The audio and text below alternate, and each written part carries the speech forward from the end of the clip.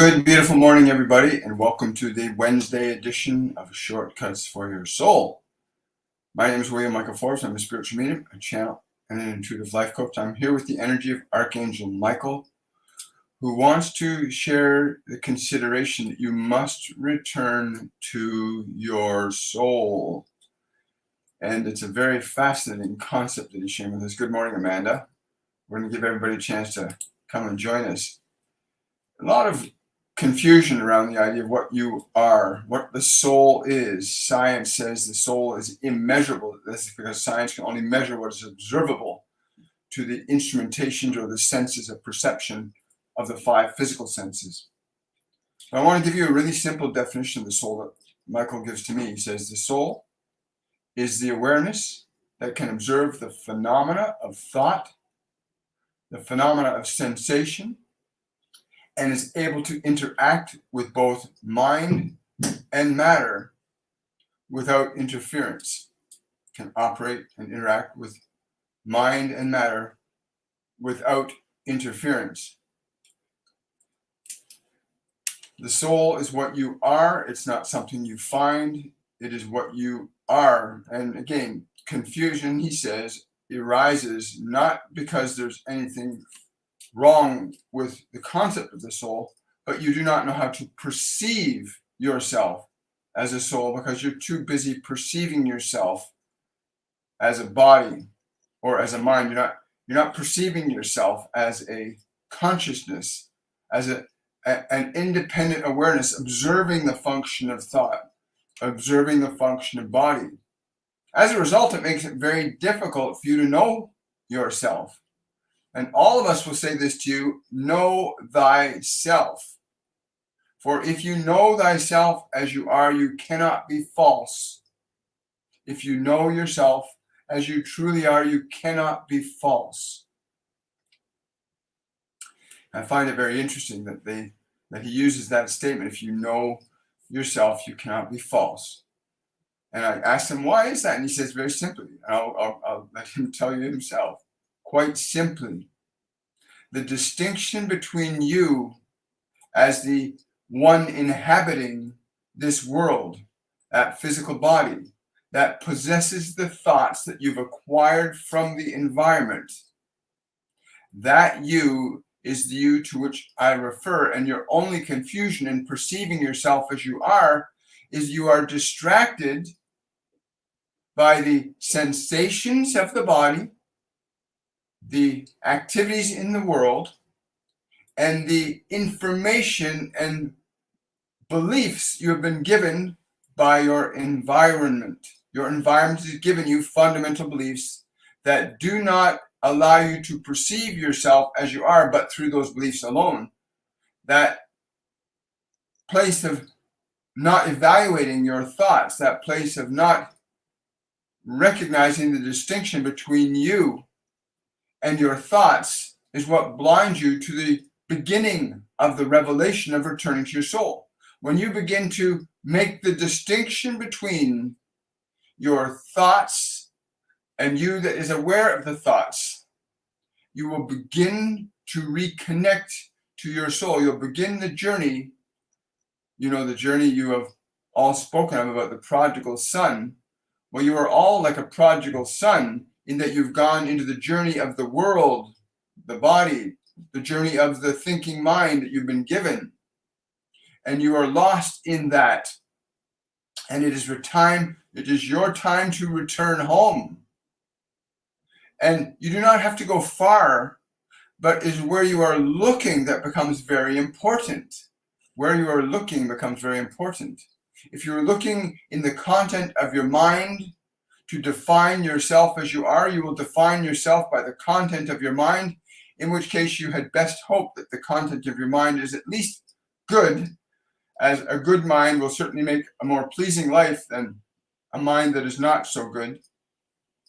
If you look to the body to define yourself, it is very temporary. Your body is very temporary. It is but a small fragment of existence that is like a snowflake, will come and go as you move through it, as you live through it.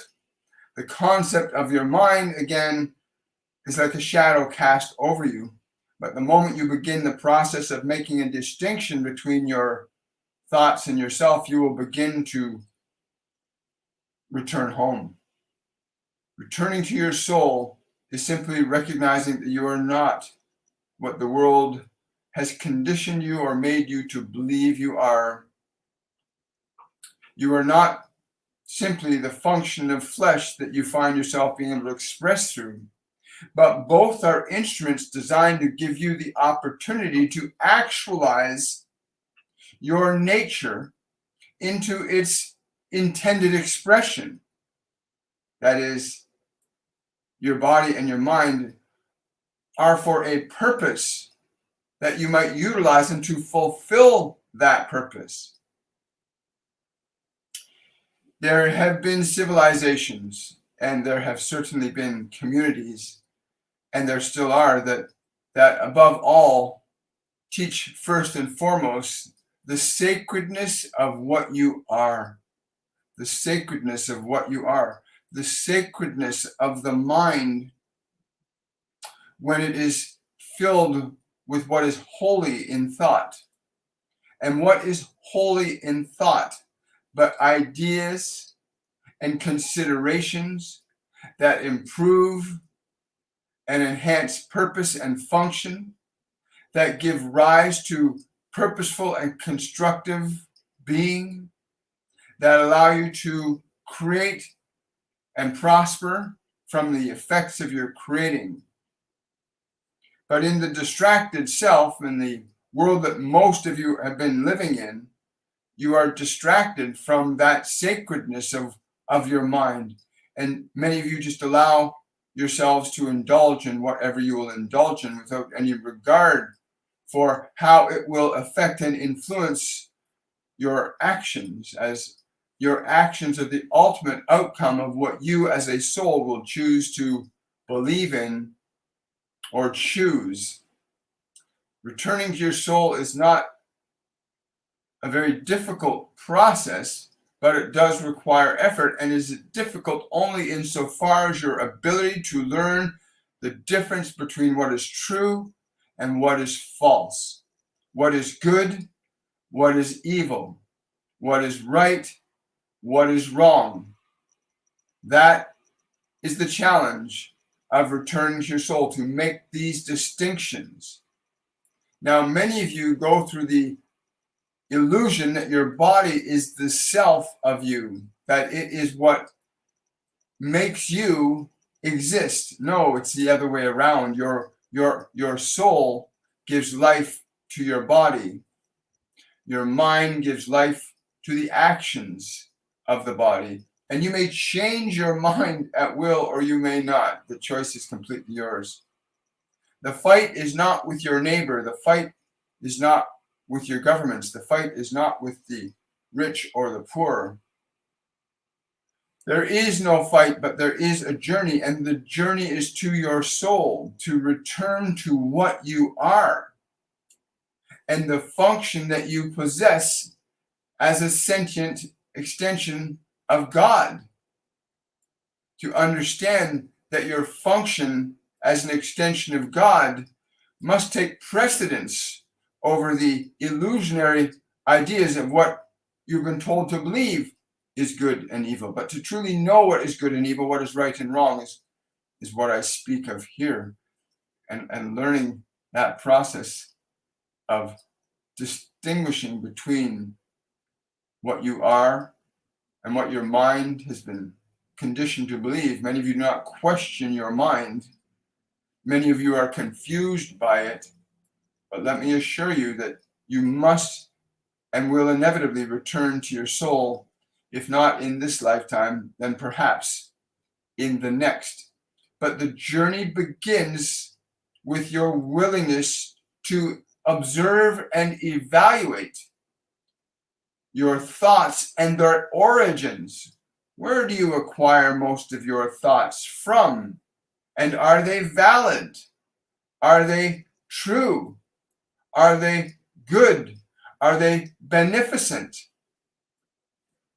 The function of the soul is love. The function of your mind and body is survival on their own without direction from you. Your mind and body function from survival, whereas you function from creating. And you are free to create. I say to you, return to your soul in the simplest, most direct fashion by beginning the process of evaluating your thought and the origins of your thoughts.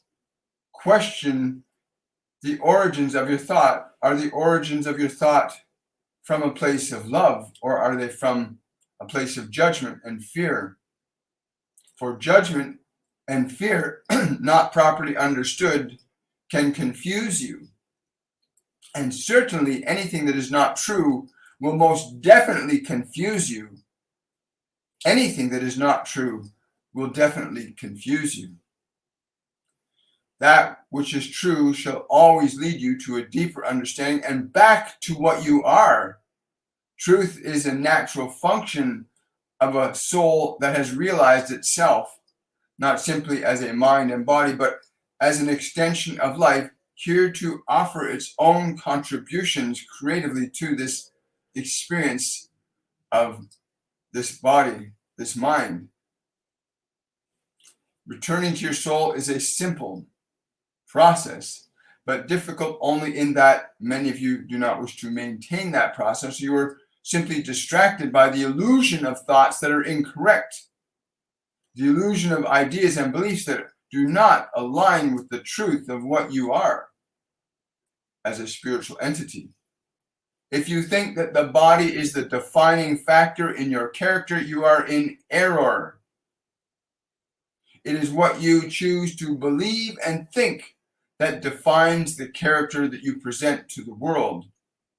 And a great deal of what you believe is given to you by sources unquestioned, unevaluated.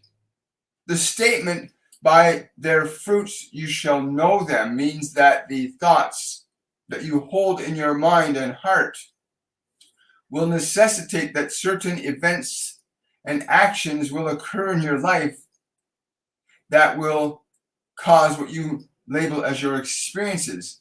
And that from the experiences you have of this world, you can know if you are closer to the truth or further from it, closer to your soul or further from it. In reality, you cannot divest yourself of what you are, but you can certainly enmesh yourself deeply enough into the contents of your mind that you forget yourself, you lose yourself, you bury yourself in a living death, so to speak, of thoughts that may not be true or valuable to you in enabling you to fulfill your purpose here. And every one of you has a purpose here. And I can say to you from the perspective of returning to your soul that all of you are warriors in that sense, that you must choose to stand strong in the realization of your own divinity and the function of your natural purpose as it was ordained to be in this world. And what do I mean by ordained? That you have a natural function that mind and body can distort if your attention leaves and gets lost in them. You leave your house of knowing and go into the illusion of thought and biology and lose yourself. And you must pick up the path, pick up your sword, so to speak, or your cross, whichever term you like, and begin the process of returning to your soul. Leave no thought in your mind unevaluated as to its effect, as each and every thought that you will choose to give your attention to, you will embody yourself in that thought. Whatever, you can embody yourself in the thought of being a criminal and doing the things of a criminal, and you are lost in the embodiment of that thought. You can give your thought to the idea of being a teacher and lose yourself in the embodiment of being a teacher. You can believe yourself to be a scientist and lose yourself in the embodiment of the scientist. if you are lost in what you believe, if what you believe is not sound, then you are lost in your belief and you will suffer accordingly. To evaluate your thoughts and your ideas is to begin to give rise to liberation, to return to what you are as the master of your temple, your mind and body, the sacred spaces through which you can function creatively. You see, there is no one in this world enslaved that does not accept that as true. For those that recognize that they are free, and those who do not recognize they are free are enslaved. It is very simple.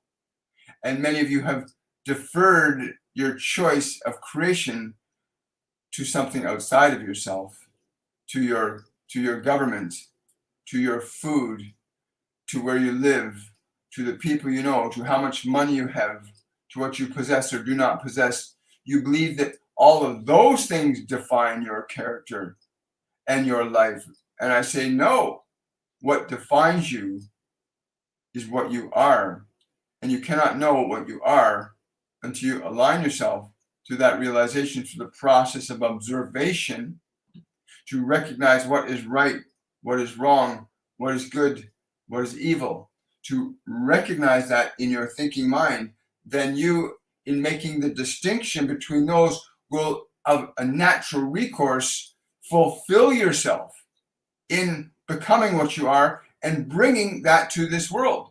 The moment you begin a process of redefining your thinking mind, you begin to shape and mold your character consciously and deliberately, and not simply just accept what you've been told to believe as true as true. Anything unevaluated in your mind that you do not choose to consider, you will run the risk of enslaving yourself to ideas that may not be in alignment with what is true.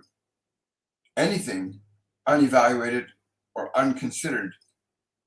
It is unfortunate that so many of the younger ones in this physical embodiment are given information that are misleading and not exactly true. And as a result, there's a great deal of confusion, a great deal of conflict. But I simply came to say quite briefly, return to your soul.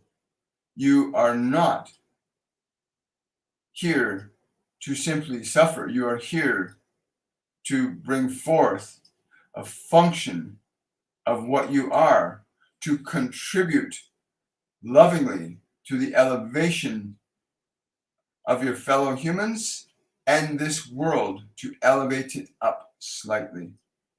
You are here to do that, each and every one of you. But you cannot realize that if what you hold in your mind is not in alignment with that truth.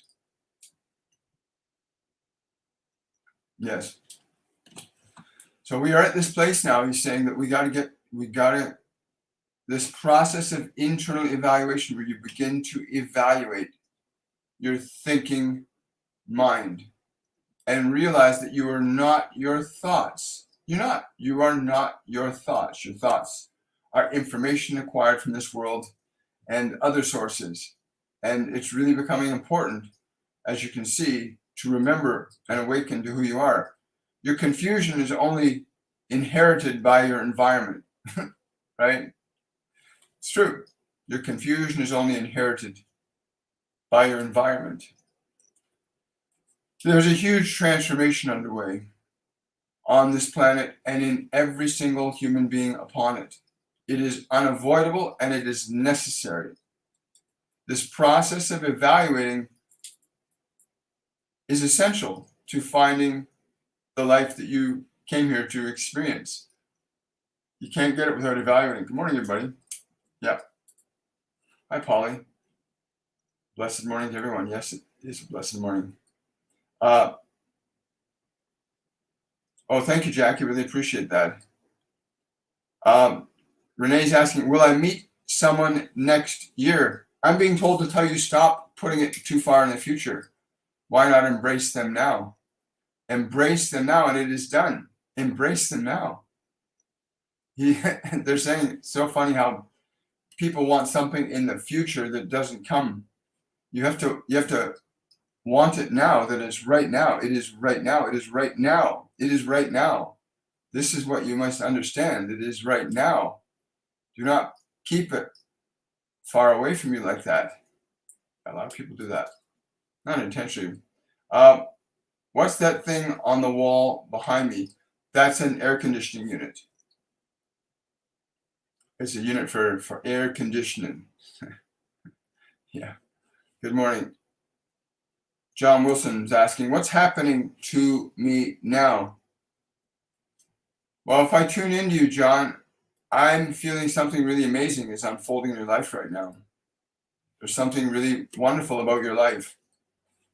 That's what I'm picking up from you. Got something really wonderful unfolding in your life, and I'm really excited for you. This is like literally a lotus opening. I don't know if you've ever seen an actual lotus open.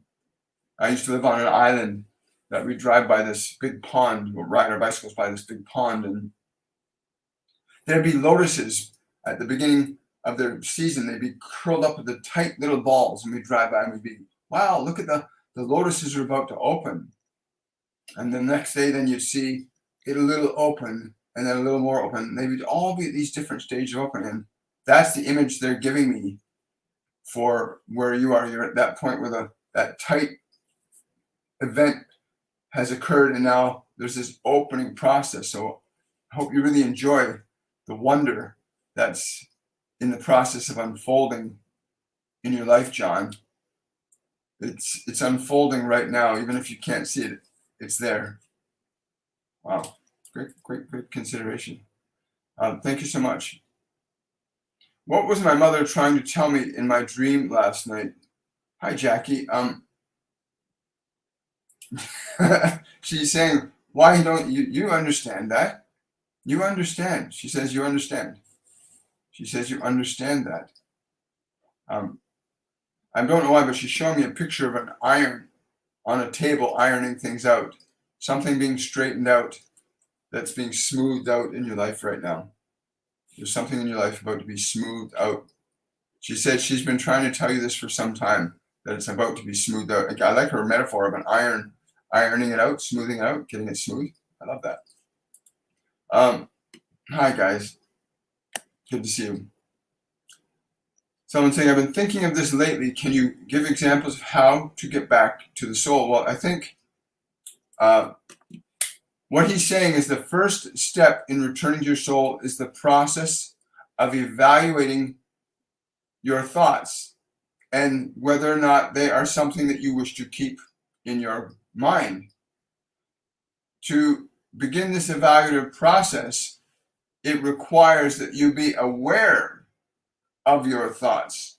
In this position of being aware of your thoughts, in that position of being aware of your thoughts, that is where you actually begin the process of becoming your soul again. For the process of evaluation necessitates that you will step out of your thinking mind, the acquired personality, and from this perspective, you can then begin to experience what you are as you are, and not simply as the collage of thoughts that so many of you find yourself steeped in throughout the day. This process of evaluation, your thoughts and their sources. And are these thoughts that you would choose to keep? Do these thoughts that you are not good enough represent who you are? And where did you acquire such a thought? Who taught you that? If you begin this process of evaluation, that is the quickest way to begin to realize in differentiating your awareness from the content of the mind, the thinking, memory, thoughts. That process of differentiation allows you to begin to connect to your soul almost instantaneously, because in that process of evaluation, you are no longer subjective to the content of your mind.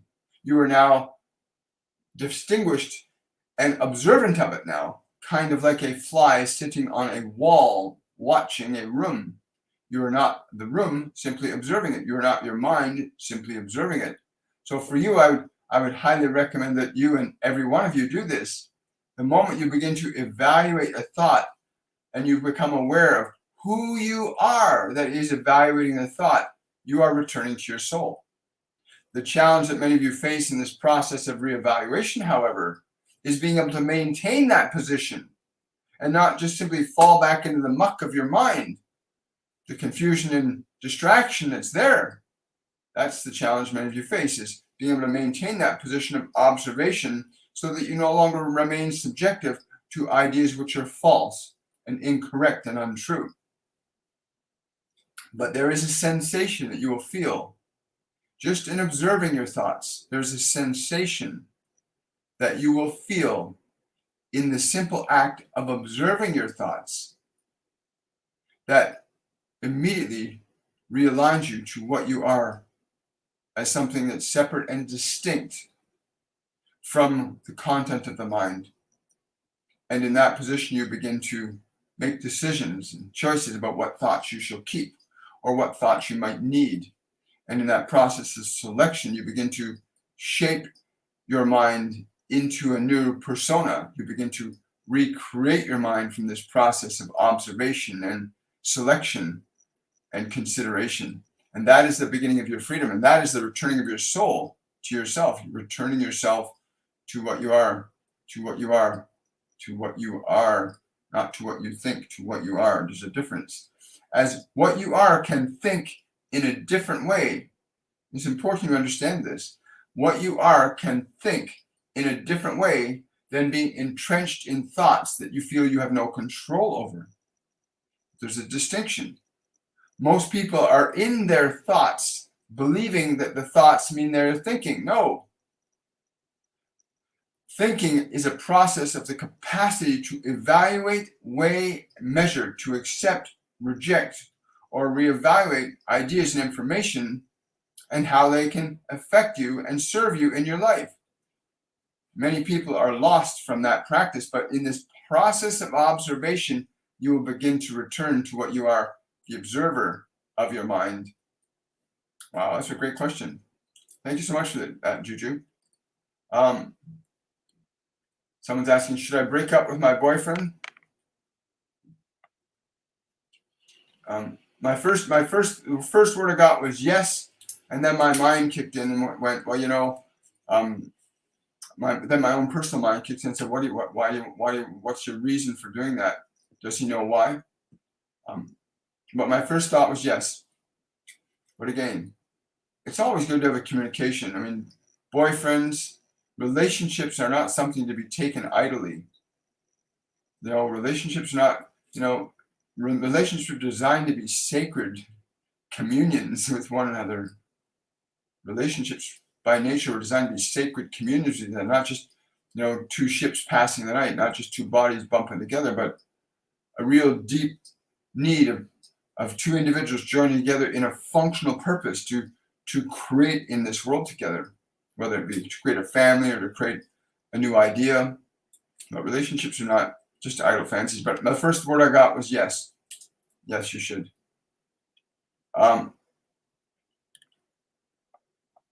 Someone's asking, can I see where your pendulum is? I don't know why, but I'm getting the car. It's in some sort of it's in a fold of a couch or a seat. It's somewhere in the car, but it's enfolded between two things you can't see. Yes, it's not lost. But I get the car. Look in the car. Look thoroughly in the car. But what I get is that it's in the car and that it's hello, good morning. That it's between something. Hi, well, good morning. Oh, thank you. I'm thankful for you too. Hi guys. Good morning, Con. How you doing? Mary's asking, I miss my youngest son and want him to live with us, but my partner is opposed. Any guidance? Thank you. Yeah, my guidance is to have great love for your son. Like, have no fear around him. You don't realize that as a parent to children, what you think and what you feel about your children affects them, even if you're not in their presence. Even if you're not in their presence, what you think and feel about your children, well, truthfully, what you think and feel about everybody affects them. And Rather than being fearful about your son and his life, be hopeful, be excited that new possibilities are going to unfold for him, that wonders are about to come into his life that will catapult him into a new experience of his life that will be beneficial for him and everybody around him. Hold that thought. You hold that hope and that thought in your mind for a month. Hold the thought of his happiness, his joy is unfolding for him. You hold that in your heart, not just as some thought in your mind, but you feel that for him. Feel, not from a place of fear, from a place of real, authentic, my son's life is going to be an amazing experience for him. You do that for a month. Be in that energy for 1 month. And then come back and tell us. Then come back and tell us what's happened. But you be in that energy for him. Because parents, whether you know it or not, the thoughts and emotions you hold in your mind and body affect your children and vice versa, right? And I cannot tell you how many parents we've had come on this show and say, oh, what do I do about my son? I'm so afraid he's going to get... They feel that fear. Yeah, I know children are dealing with addiction and frustration and emotion. We all do. But when you compound it with your fear and your uncertainty, they feel that from you. Hold them in high regard. Hold your children in high regard. Even if they're making mistakes and they're fucked up or whatever it is, pardon my language, what it is, it's really important to hold this image for them that's better than they can hold to themselves. And that's the duty of a parent, to see a life for your children that's bigger and better than they can see for themselves, and then do everything in your power to support them in the process, right? Do everything you can in your power to support them in the process. Humanity, we don't realize how much we affect each other with what we say and what we do. You don't have, yeah, thank you. So she's telling me to stop, so I'll go. But yeah, do that. Do that, Mary. Do that for a month. Somebody's asking, was my husband freed from the negative? First words I'm hearing are hallelujah. Yes, yes, yes, yes. He was freed from that negative spirit. He is freed. He was and he is freed from that negative spirit, Basia. Yeah, and the first words that I heard when I got halfway through that was the words hallelujah. So congratulations to you and your husband and your family. It'll be a lot of fun. John saying, thank you so much for doing this. I feel light and love watching your lives. Thank you very much, John. Remember to share this with other people, folks. Give it a thumbs up. Give this video any video you see mine, give it a thumbs up. Share it with other people. Get these messages out to the world. Humanity is hobbling on one leg right now. We're really close to either standing or falling. We don't have a lot of time here before another reset can happen. I'm not talking about the reset that Klaus Schwab and all these dark ones are doing. I'm talking about an actual physiological transformation that happens on the planet as a direct effect of our emotional energy, right? Not our carbon. We have no problem with carbon. There's been more trees growing, more trees on the planet than there ever has been. No problem with the environment or atmosphere. We got a beautiful planet. It's a loving place. It's a beautiful space. And there's so much of it available for everybody. But we really do need to awaken our soul from fear to love collectively. Really, we do. Because we're heading towards an abyss if we don't change our consciousness. Let's go here down here. Oh, hi, Blaine. How you doing?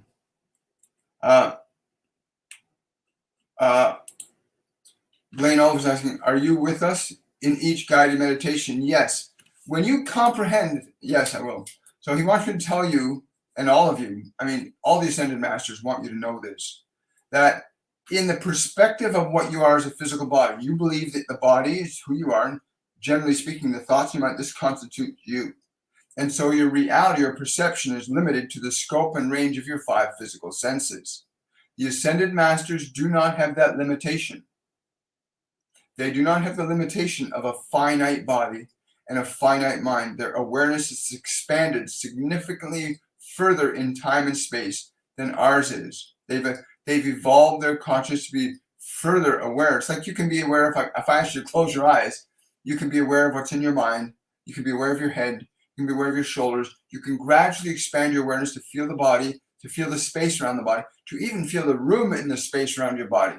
You can expand your awareness. Archangel Michael, the other ascended masters, their awareness is very expanded. So they encompass a huge area of time and space, including this planet, because their consciousness is evolving differently. So yes, all the ascended masters that you call on can localize a portion of their consciousness, like you can put a finger on your head, but you still have fingers available to do other things. But they can localize their consciousness whenever you call them. So if you call on Archangel Michael, his energy will be present with you. You call on Master Jesus, his energy will be present with you. You call on God, that energy will be present with you. You call on Buddha, that energy will be present with you, because their awareness is not confined in perception to a localized space and time, like so many of us are in this physical dimension. They can be in many places. So he's saying, go enjoy it, and remember these. This is the truth. Someone saying, hi Karkar, asking, I had a dream of my late mother last night, and about a house. What is she telling me?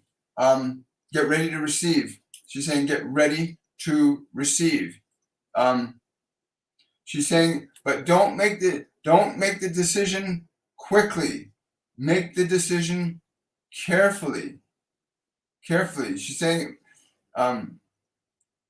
you will remember how good it felt to be a child when it is the right house. You'll remember how good it was to be a child when you remember the right house. You'll remember it. Wow, that's really cool. So that feeling of, I'm paraphrasing now, but that feeling of childhood, that good childhood you had, that will be the way to know that it's the right house. Am I going to meet a man who matches my energy? I'm so lonely. No, you're not, because you got to get out of the lonely energy. The lonely energy is keeping you lonely. The guy can't get close to you right now. You've got this lonely energy, and you just pointed out to us. You want to get the guy, you want to bring that partner into your life. You have to get into this place of receptivity, of joyous receptivity, and then don't be afraid when it happens.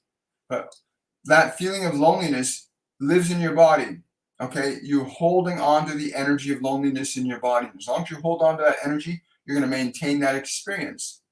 And every single emotion that we harbor in our bodies is outpictured in our world.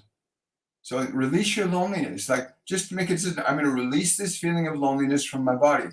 Our Masterclass 102 deals expressly with how to liberate these limiting emotions from your body in a very simple and elegant way. How to release these emotions that do not serve you from your body, and how to release the thoughts that keep them in your body from your mind.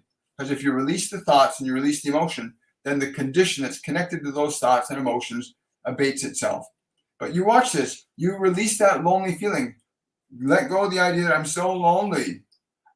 Change it for, I'm so excited about receiving a new partner in my life. Shift into that energy. I'm so excited about receiving my partner.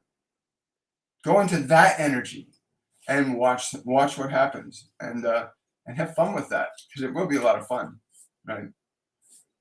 Yeah, they're saying that's the only thing. They're saying that's the only thing that stands between you and the fulfillment you've been seeking, is the illusion that you are lonely.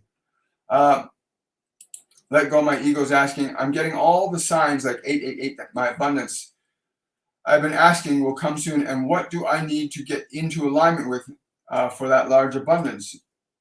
You have to feel it inside. And anything that comes up inside you that feels like, oh, I don't have enough, or anytime that comes up, saying, no, I'm going to release that. Like, your breath is sacred. And they've been teaching me this and teaching this through me for years now, that your breath is a sacred instrument that you can use to release emotions that stand in the way of what you want.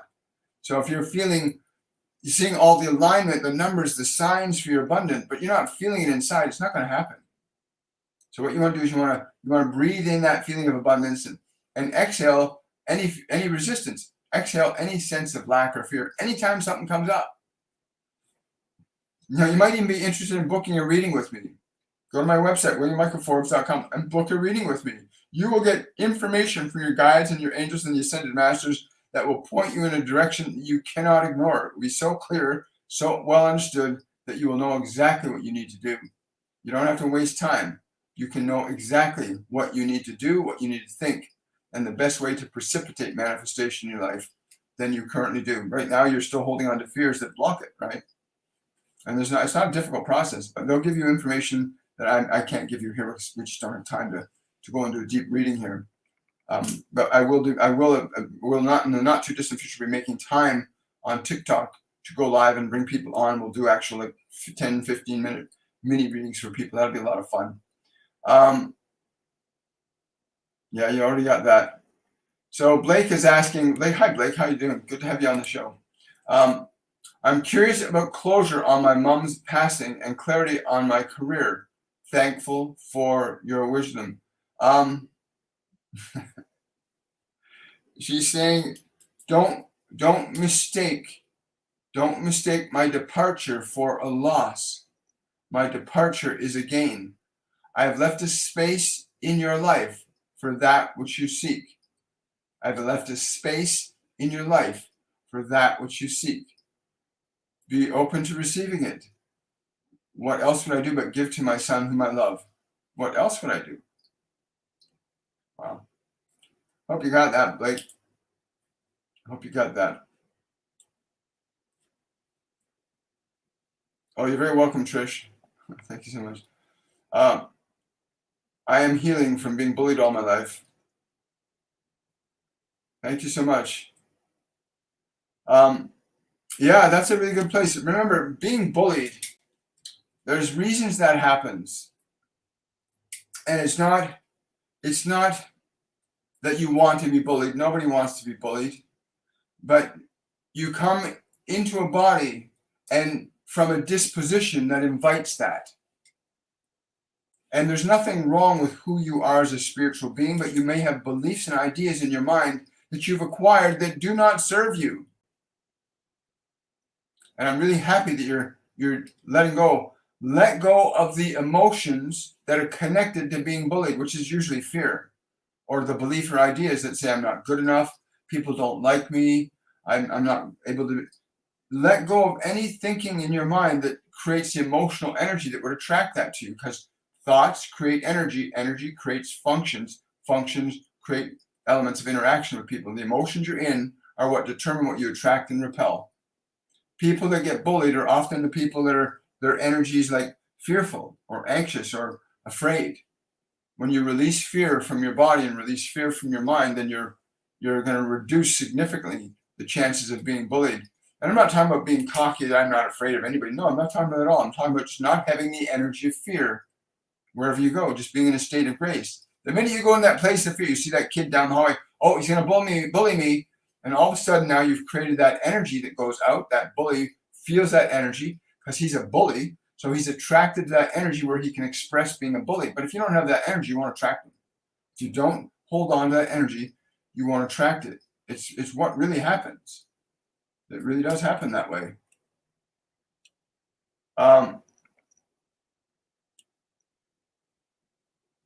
Anything, someone's asked, taking back my power. Anything for me? I really need guidance right now more than ever. I would recommend you go back to watch the replay on my YouTube channel of this live event and listen to what Archangel Michael was talking about and how to return to your soul. Remember, most of the thoughts in your mind are not even yours. Think about this. If you're listening, I don't know who you are or where you are, but most of the thoughts in your mind are not even yours. You were given to them. And every thought that you hold in your mind, consciously or unconsciously, generates an electrical energy that we call emotion. And that emotion directs the functions of biological behavior. It directs what your body does. When you do not evaluate or change what is going on in your mind, then you won't evaluate or change what's going on in your experience. So go back and listen to that segment on how to start the process of observing your thoughts. He said it earlier. He said, the moment you begin, and again, I'm paraphrasing now, the moment you begin the process of evaluating your thoughts, you move into the position of what you are.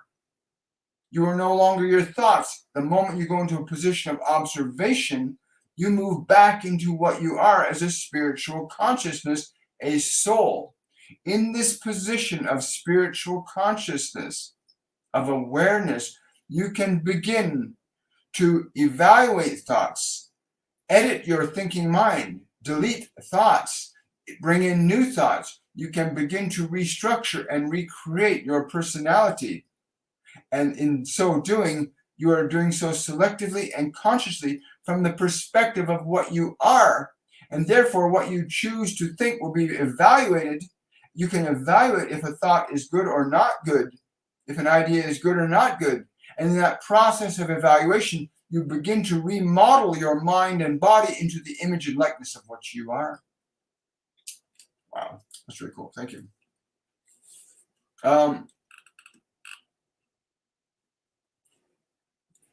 Oh, somebody's asking, how can we donate?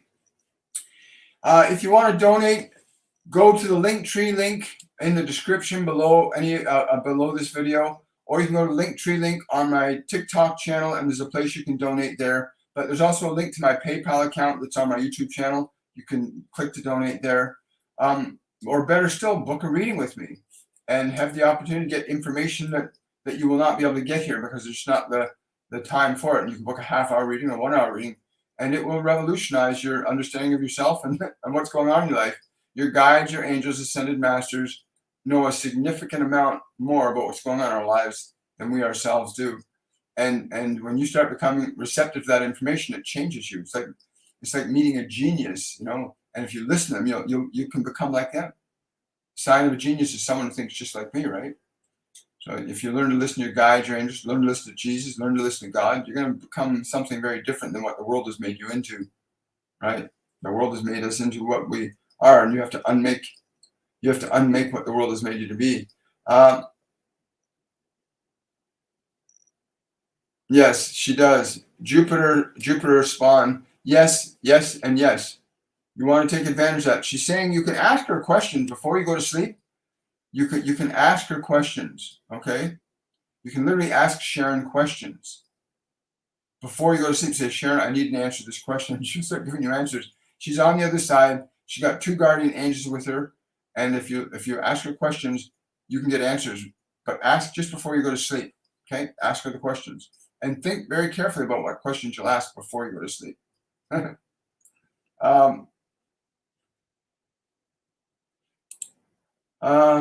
Hi guys. Hi, good to see you. Thank you so much for this. Thank you. I really appreciate that. Lately, I keep dreaming of my late mother and aunt, always back at her house. What is she, and what are these 2 telling you? To bring back to life the joy, to bring back to your life the joy that you have mistakenly believed is behind you. The joy is in you now. Tell her this, please. The joy is in you now. The joy that you remember is now. Do not leave it away from where you are. So that's the reason they keep coming. So the next time you have a dream about them, remember the feeling that they're trying to communicate. They're trying to communicate to you the energy, the spirit of what it is you need to. And they're telling me it's joy, that you need to keep your joy alive now, not believe that it's gone from the past. I was happy when I was a child, but I'm not happy now. No, you got to keep your joy present. Really important for you. Your mom says she loves you very much. Yeah, I like that too.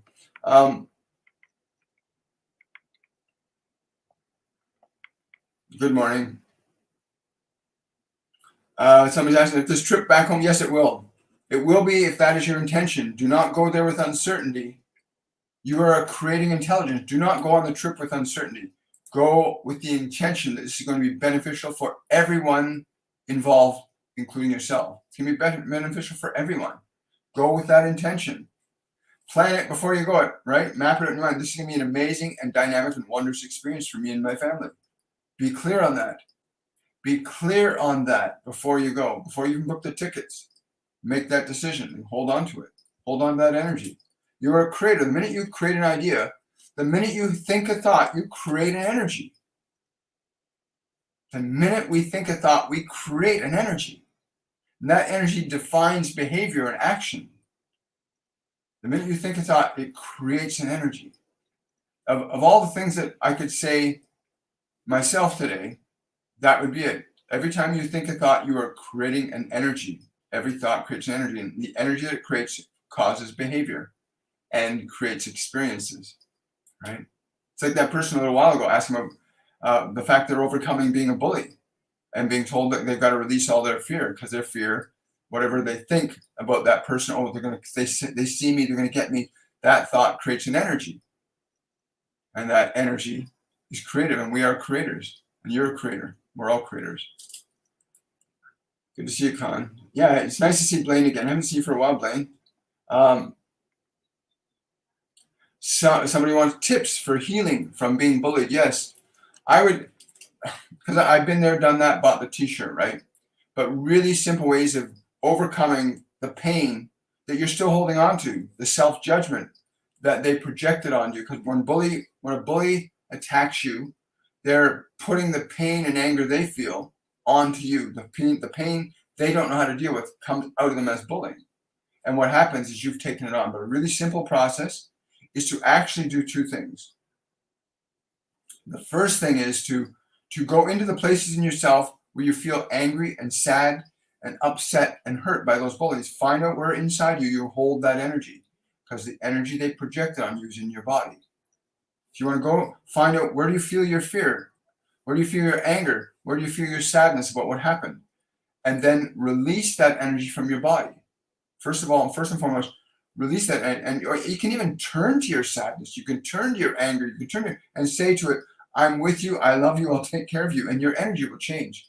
Thoughts create emotions. So turn your attention to all the suffering and the pain you feel about being bullied. And literally turn to the parts that feel that way and say, it's okay. I'm with you. I love you. I'll take care of you. And you stay in that thought form, and you'll feel the energy change inside you.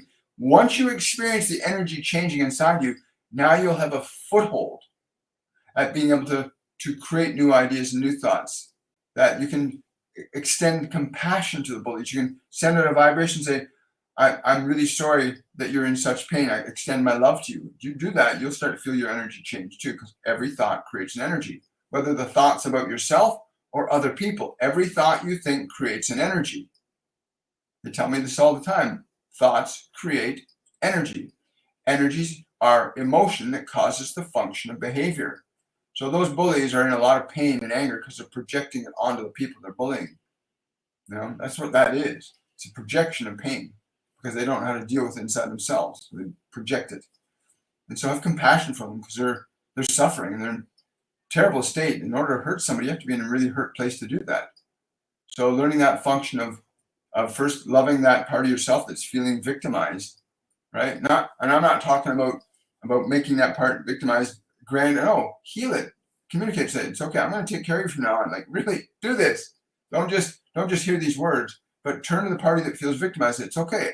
I love you. I'll take care of you. Communicate that right now to any part of yourself that feels like a victim. I love you. I will take care of you. The energy will start to change immediately. And then just keep doing that until the energy shifts sufficiently. And then go to compassion. Turn to the bullies and the people that have hurt you. And in your mind, I just say, I send love and compassion to them because they are hurting too. And then once you've established compassion in your own body and you've extended it out, you will start to attract different people and circumstances, and wonderful things will start happening in your life the minute you change your energy. Because being a victim isn't something that you can get somebody to fix for you. You have to heal that energy within yourself. What most people are doing is saying, you got to make my life better because you hurt me. No, you've got to learn to create your life. That's why you came here. You're not a victim, and you have to realize that. But the feelings of being a victim need to be corrected inside you. You're a divine entity. Every one of us is. I hope that helps. That's coming from my own personal experience, that one.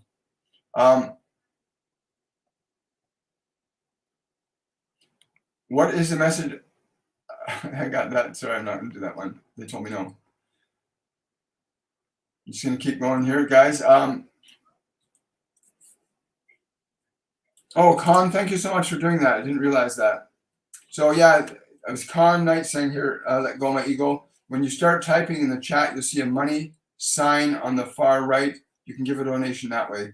You can also look at the description for other options too. Thank you so much, Con. Really appreciate that, brother. Yeah. Pally's asking, Archangel Michael told me there was something new coming in the process is happening. Will I get it at the higher level? Any guidance? You have to just, you are at the higher level, Polly. You just have to be open to receiving it. You know, think about the way you just phrased that question. You still are in your heart holding something inside yourself that is not allowing that to come into your life. Really go into that place, like go into this place of, thank you. I'm so excited about receiving this. And don't be worried about when or how. Just get really excited about receiving it and really feel that excitement, because the excitement is connected to something that will match itself. But yeah, he's saying, no, you just have to receive it. Be open to receiving it. Thank you for the roses, by the way, guys. Thank you so much. Yeah, if you want to book a reading with me, go to my website, williammichaelforbes.com or torontomedium.com, and you can book a half hour or a 1 hour reading there. It's a wonderful process. You'll get so much more out of it than you can get here. I understand that. Any guidance about, Sylvie's asking, any guidance about my relationship? Yeah. If you can't see through the eyes of love, you will not experience love. If they cannot see through the eyes of love, then they will not experience love and you will be in conflict. When you see each other through the eyes of fear or need or want, your relationship will suffer. The function of need from the perspective of what is truly required is very different than the neurotic way that many of you try to get your partners to satisfy your needs. But if you understand what I'm saying quite simply, that from a place of love, there can be no error, but growth there will be. Wow. That was a guardian angel you have, apparently. Hello, Harlow. Harlow's asking, will I purchase my first home in 2024? Yay! I get a yay for that. Go for it, girl. Yes, absolutely. Get excited about it. Get excited about it. Get really excited about it. Events and circumstances. Hear these words because they keep repeating them all the time, and I've learned them and memorized them, and so I'm going to say them here right now. In your world as it is right now, everything in your life, I don't care who you are, how much money you have, whether you're sleeping on the streets or you're raising a family or you're living alone with your cats or dogs, I don't care. This is the truth. Everything in your world around you right now is an exact representation and composite of the thoughts and emotions that you hold within your mind and body. Exactly. Your life is an exact representation of everything that you are holding in your mind and body. And it's exact. Change what you have in your mind and change the emotions in your body, and you will see changes in your life. Our Masterclass 102 Liberation goes into great detail. The Masters teach us a lot about that. And they also give us simple, easy-to-use ways of changing our thoughts and our emotions and bear witness to wonderful changes that happen in people's lives. And we have many students that have experienced that, and we're very honored and privileged to be able to serve. It's very exciting to watch people's lives change without the long, protracted suffering nonsense that people think they have to go through. You have to suffer to get what you want. No, you don't. That's the old model. Would it be good for me to live with Matthew's group? I'm getting a pullback on that. It's not a no, but it's a pullback on that. It's like really go carefully into the understanding of how these individuals are. It's important that you not get caught up in the structure of the group itself, but evaluate carefully and from a place of understanding if the values, ideas, and beliefs of this group accurately reflect the nature and quality of your function of love. Do not simply become part of something without effectively evaluating what it is you are becoming a part of. But this is not a no to you. This is simply a process of consider evaluating before you commit to this. Make certain that both the thoughts and the emotions are in proper alignment. It's important that the values that you hold in your mind and heart match the values of these individuals as well.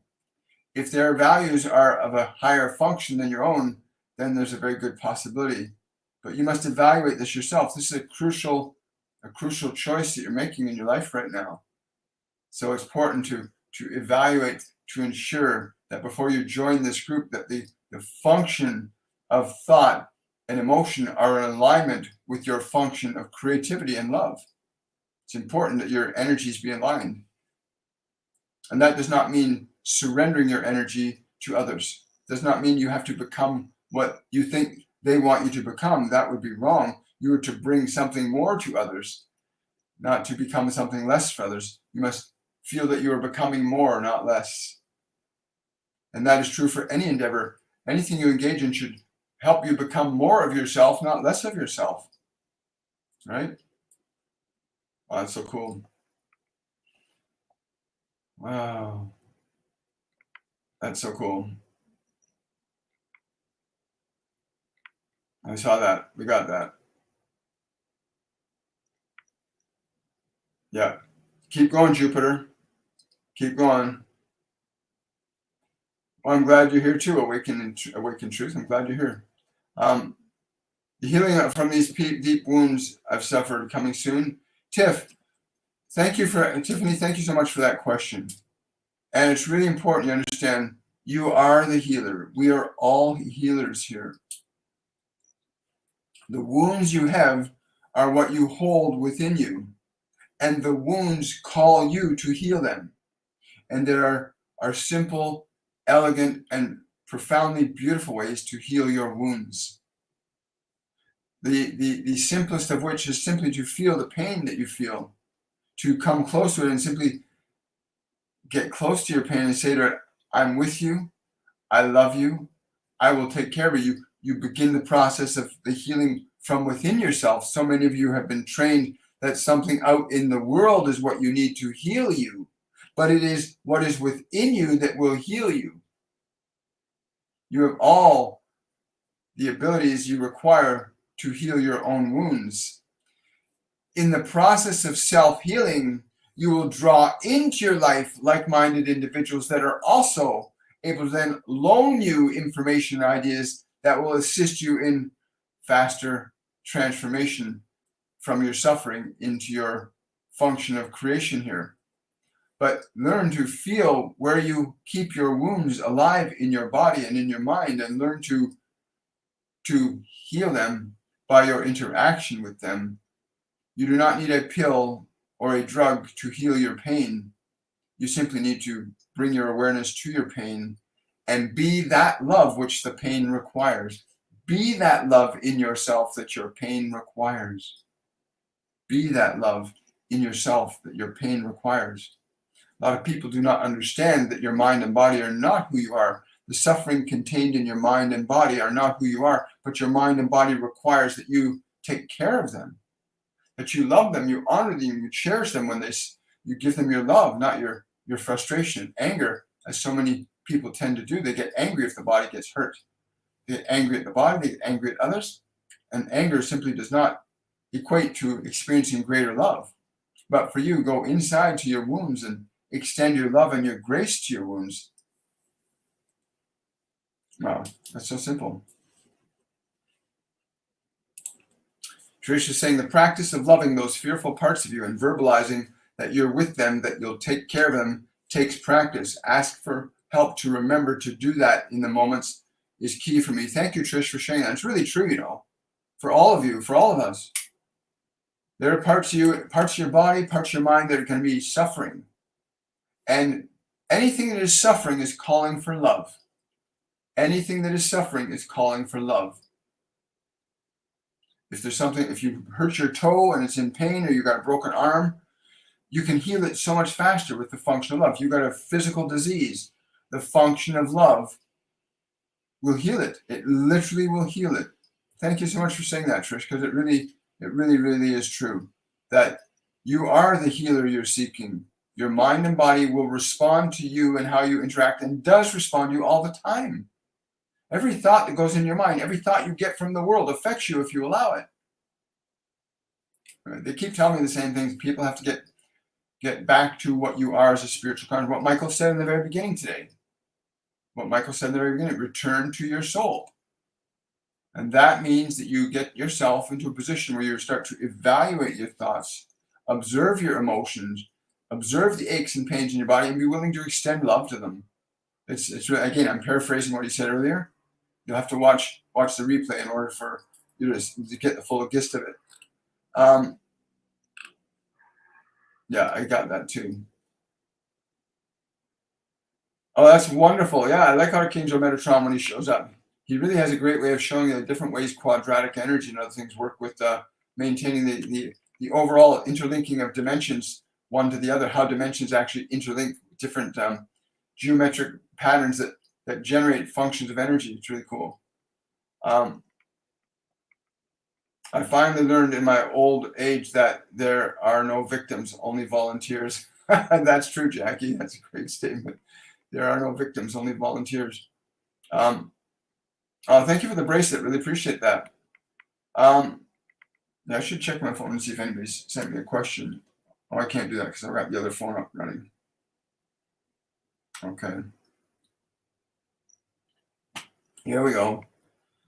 We already got to that. I got time for 2 more questions today, guys. Thank you. I always overtalk her in my dreams, so she doesn't get to say much. Well, don't overtalk her. When people do not die, they do not die. The body ceases to function, and the consciousness, the awareness that inhabits that body, simply doesn't have a medium through which to communicate. And science has not developed a technology that allows them to perceive human consciousness on the frequency that it is when it's not physical. Science can measure the body. Science can measure neurological function, the function of thought as it enters the body to interact with it. But science hasn't developed an instrument that measures the vibrational frequency of a soul. And every soul has its own unique frequency, which is another beautiful thing. But technology, they tell me the technology for being able to communicate with people that are not in physical bodies is not too far away from happiness. In fact, it exists right now within you. You can communicate to people not in the body with your own consciousness if you learn how to shift your perception. But yeah, you got to stop doing that. You let her listen. Listen to her. Make the choice to go listen to her. Ashley's asking, is there a message from my 17-year-old son who passed away? Yes, there is. Actually, let me tune in this because this is very very powerful. You have to understand how much he loves you, first of all. He wants you to really understand how much he loves you. This is like an overwhelming love for you, and it's important that you receive that, and that he's been very close to you. He's been trying to tell you to not be upset or angry. He wants you to just enjoy life. He feels very, yes.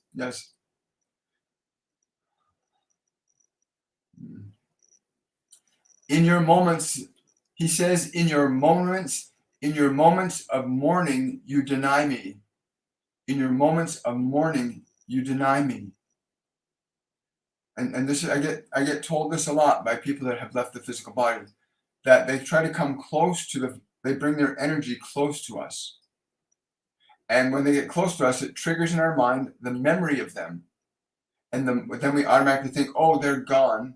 And we feel sad about the memory. But that's not what's actually happening. What's actually happening is their energies interacting with your energy field. And in the moment you suddenly remembering them, pause, feel his love for you. Like he got him.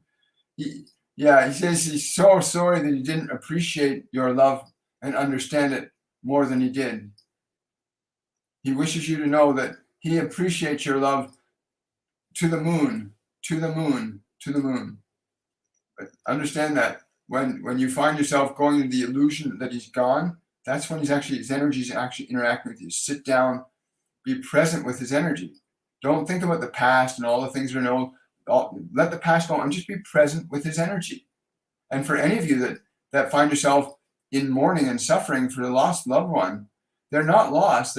They're simply interacting with your energy, but the minute you think they're gone, you begin to feel this horrible pain, not because they're gone, but because you're denying their existence. That's what causes the pain. You deny their existence as a spiritual consciousness interacting with your energy. And I promise you, if you do this a couple of times and you start to feel their presence, go, they're with me right now, thank you. And be in that bliss that they want to share with you. Be in that bliss that they want to share with you. And I promise you, you will not mourn anymore, because you'll understand that just because the allegory they gave me, here's a very simple way. The example of how a person isn't dead is this example again. Say, William, you take two radio sets and you put them beside each other, and they're both playing the same station. And then you take a hammer and you break one of those radio sets, and it's no longer playing the station. The radio set is dead. But the other one is still playing the signal, because it's an instrument tuned into that frequency. So that person's body is like that radio set. Just because the body's broken doesn't mean the signal's not in existence. It just doesn't have an instrument through which it can express. In this case, the body of your loved one is not in existence.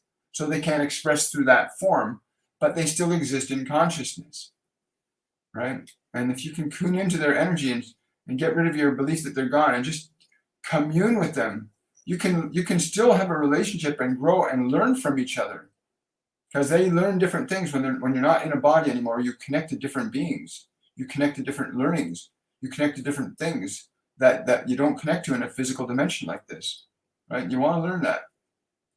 Yes, and I do recommend you book a reading with me. You can learn so much more. You get to hear much more than you get here. Yeah, weird question, but do I have voice in my head? JC3 is asking, do I have a voice in my head? You got a guardian angel that's been trying to guide you for a while back to, he's calling it the path of righteousness. What do you mean by the path of righteousness for this one? Learning to realize the value of your own beauty again.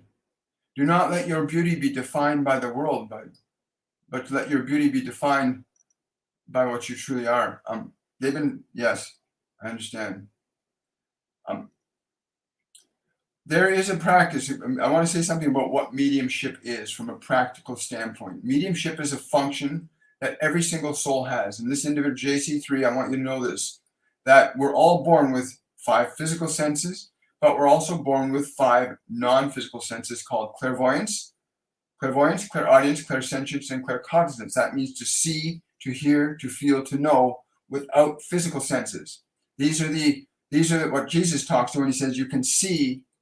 You have eyes but cannot see. He's referring to you have eyes that look out on the world, but you don't have inner seeing. You don't see inside. He says you have ears but cannot hear, because you hear with physical ears, but you don't hear inside. And learning to hear and learning to see are natural talents. And you do have guides and you have angels. There are also lower vibrational entities that will, and they're running rampant on the planet right now. That's why it's important to raise your vibration up, And so I'm being told to tell you, make certain you're eating more fresh, living food, exercising, doing good things with your body, meditating, getting your mind quiet and calm so that you're not distracted by the world so much. But yeah, you'll start to know your guardian angel pretty soon if you start paying attention. But do so mostly when you're meditating. Like, get your body quiet. You start asking questions and see what information you get. I'll tell you that the quickest way to know the difference between a low vibrational and a high vibrational entity is a low vibrational entity will always perpetuate thoughts and ideas of fear. A higher vibrational energy will always perpetuate ideas and thoughts of love, of creativity, of excitement, of playfulness, of compassion. But lower vibrational energies will propagate ideas of fear, anger, guilt, shame, attack, violence, aggression. That's when you see people, and there's a lot of possession going on. What do you think all this looting around the planet is? What do you think war is? These are low vibrational entities interacting with each other, right? Causing mayhem. Yeah, there's a very simple process to follow for raising your vibration from fear to love. Well, thank you so much for that. I really appreciate it. Hi, Amanda. Will Daniel change? And when we get back together, he has addiction issues. I'm not. If I tune into Daniel's energy, you need to step right back from him. You need to pull right back. As much as you love him, yes, he needs you to pull back. He needs you to pull back, but to not do so in an angry or frustrated way. You must pull back and say, I'm going to give you the space to heal. It's very important you let him know, I want to give you the space to heal because I love you.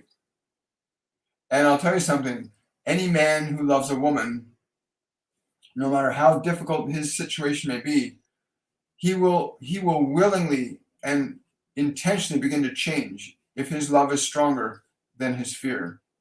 So pull back, because you need to know he loves you as much as you love him. You need to know he loves you. Give him the space to make corrections. And that may be just the thing he needs right now, is to give him that space. But to let him know you're there for him when he's ready. Right? But don't do it from aggression. Do it from love, Amanda.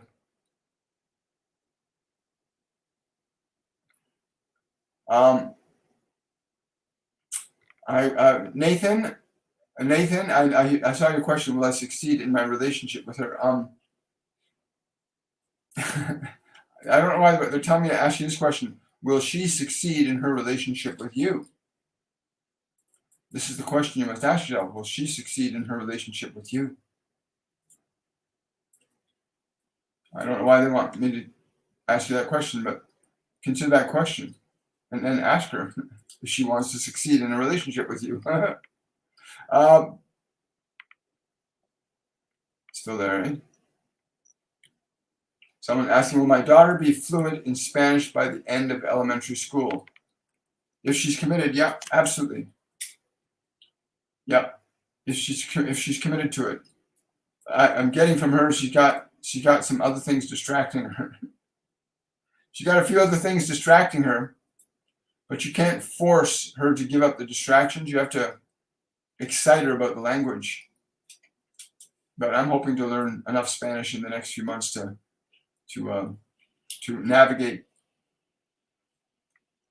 in places where they speak Spanish.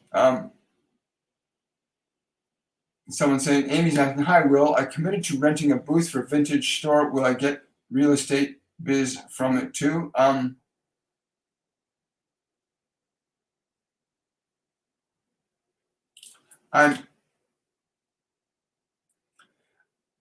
If you are clear that you're doing it for both, I'm going to rent for this and for this. If you're in the energy of, I'm doing this, will I get this? No. It's, I'm doing this for this and this. It's clear that you have it in your mind that you're doing it for both. And then the manifestation can happen. But if you're wondering, will I get business here? No, I'm doing it for this and for this.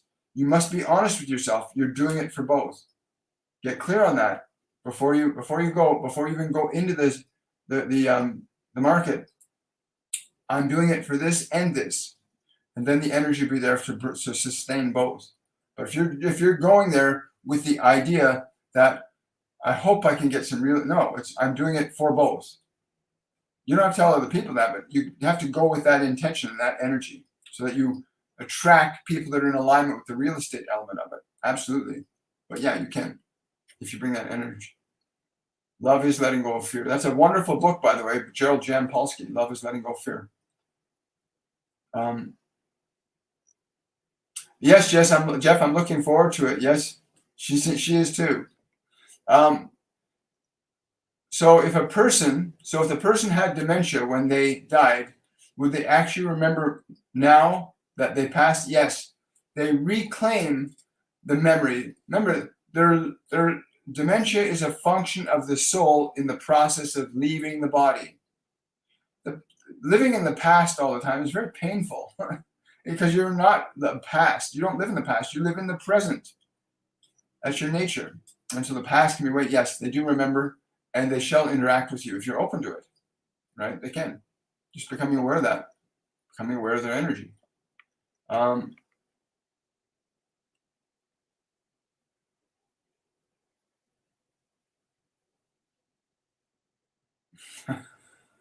Hi, Mary.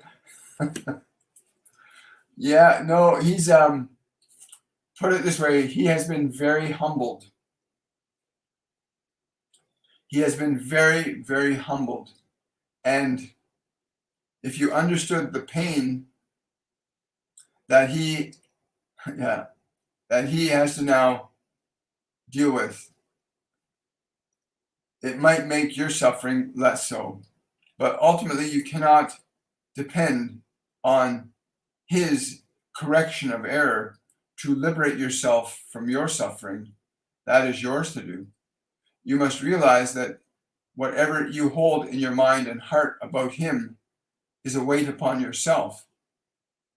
If you continue to hold judgment about him in this fashion, then you shall carry that judgment in your own heart and mind. Understand that the freedom from your suffering comes by surrendering your suffering, by recognizing that the extension of love is the liberation from your suffering.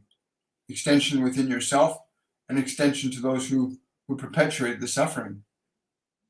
You have no understanding of how much pain he was in, as he had no understanding of how much pain he was inflicting when he did what he did to you.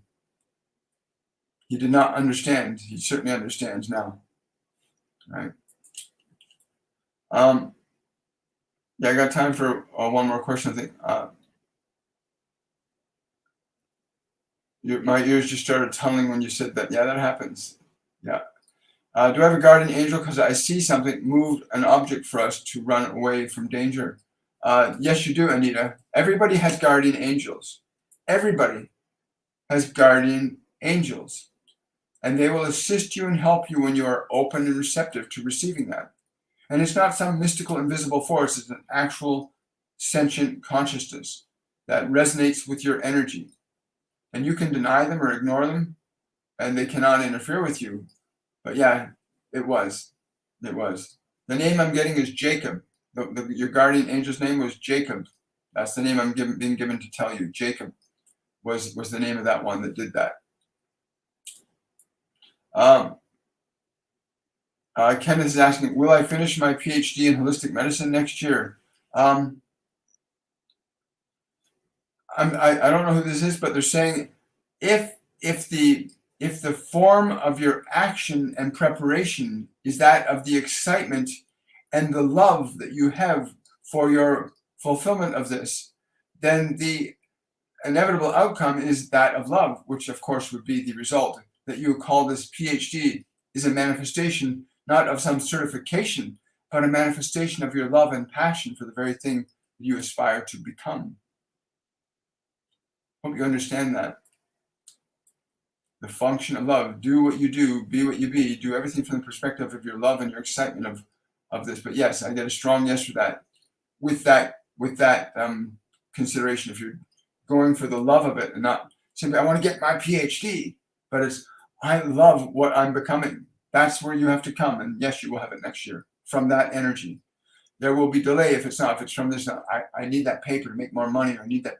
No, it's because I love. I'm doing this from love. I'm not doing this from need or greed. That's why most people go to colleges and universities to get that paper to make more money. But so few people are doing what they're doing from love. Most people are doing it from fear and need and want. Right? Very few people are doing what they're doing from love. You do that, I can assure you, you will have your PhD by next year or even sooner, because your energy will be flowing very differently. Your approach and understanding will be very different from the feeling of love than the feeling of wondering and uncertainty. Uncertainty creates very specific outcomes in your function.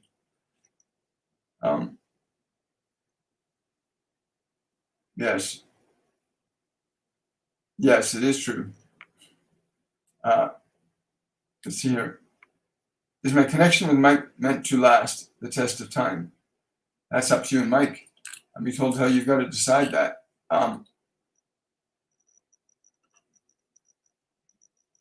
Pepe's asking, Should you listen to mediums on just listen to your heart and God? Pepe, that's a great question. And you can, yes, and yes. But with mediums, I will say this, because as a spiritual medium, I've observed other mediums too. And if the function of a medium is the extension of love, like you can know this for yourself, Pepe. I mean, God is infinite love, right? I mean, the kingdom of God is within you, right? The kingdom of God is within you. So yes, if you listen to God, you will experience God's love, and you can talk to God as easily as you can talk to your guardian angel, as easily as you can talk to Jesus, as easy as you can talk to Buddha, as easy as you can talk to Stephen Hawking or anybody that's not in a physical dimension anymore. But there are two types of mediums. There are mediums that are in a vibrational state that allows the function of love to come through them. And the guides and angels, ascended masters, the people that they connect to are in that frequency of love. And then there's mediums that function from fear and guilt and shame. And they channel energies that are not of the same function of love. So use discernment, Pepe. Use discernment in the mediums that you're going to listen to. Make certain of what you are hearing. Is it of love or is it of fear? It's really simple. That's the ultimate simple way to measure whether or not you should listen to somebody or something. Is what they're saying coming from fear, or is what they're saying coming from love? That's the simplest way you can know. Because I'll tell you, when you listen to Jesus, all you feel is love. You listen to Archangel Michael, you feel the love. You listen to Archangel Raphael, the function of healing is about love. So be mindful of the mediums that you choose to connect to. Are they communicating from love, or are they communicating from fear? Right? I'm a medium for but one function, to allow the messages of what we have to do as a collective species, that we need to return ourselves from a function of fear collectively to a function of love collectively, and what we think, what we say, what we do should be from love, not from fear. And each and every one of us has that choice. We are free to choose, will you live from fear, will you live from love? And the rest of this biological lifetime will be spent repeatedly giving their messages as they tell me to, and teaching people through the Masterclasses, allowing them to teach people so that people elevate their consciousness from fear to love. Because the effects of love in your life are very different than the effects of fear. And that's individually, but in our whole life, as a collective species, as 9 billion souls on this planet, what we collectively feel affects everything that's happening.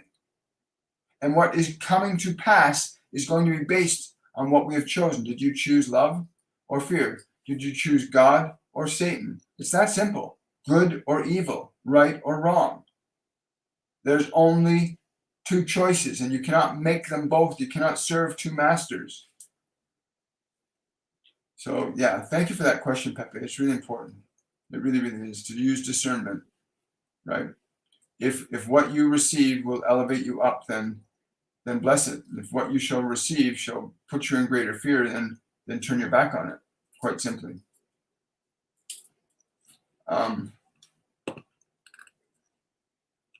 Pepe, no bother at all. Not at all. I'm grateful you're here. What's this here going on? May the abundance you feel. Oh, that's a great one, number 32. May the abundance you feel is up ahead in your life, that you're a bit worried you might miss, maybe made easier for you to rendezvous with it, and maybe easier for you to recognize it. Yes. You know what? Once you release any fear, then whatever is not a fear will come into your life. When you release fear, anything unlike fear will come into your life. Good morning. Hi there, Kat. Any message for me? Smile. Spend a lot of time smiling today. Spend a lot of time smiling. Yeah. Somebody wants Cassiopeia. You want me to tell you who is protecting you? Yes. Yes. He's being a little catty. Hang on a second.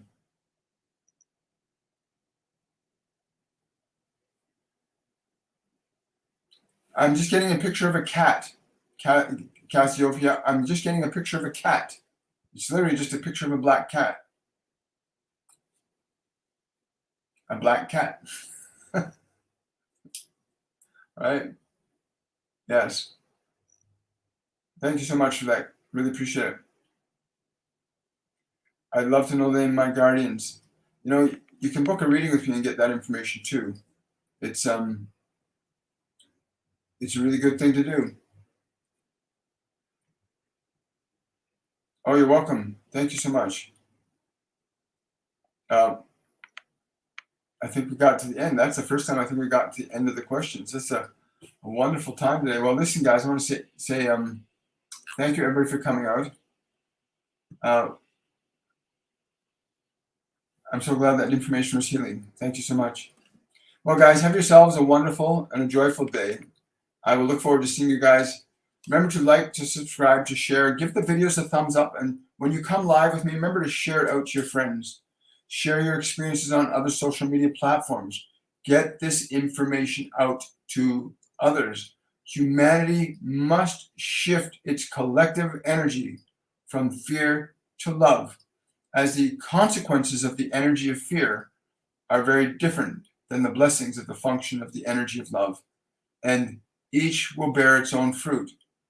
And to that end, I say much love to all of you, and I will see you guys on Friday's edition of Shortcut to Your Soul, where we do exclusively Q&A. Have yourselves a great day. Bye.